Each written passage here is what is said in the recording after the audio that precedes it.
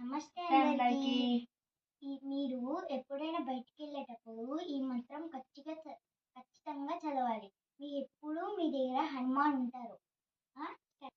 రామస్కందం హనుమంతం వైనదేవం సమన్వయా పదే నిత్యం దుష్వప్నం తస్య నశ్యతే.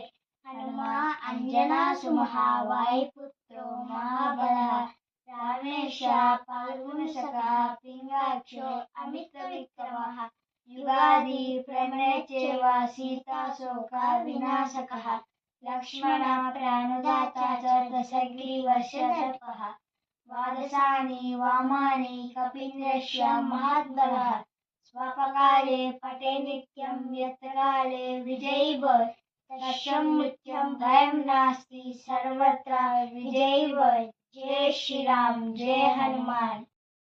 ఈ మంత్రం వల్ల హనుమాన్ ఎప్పుడూ మీతోనే ఉంటారు. జై శ్రీరామ్.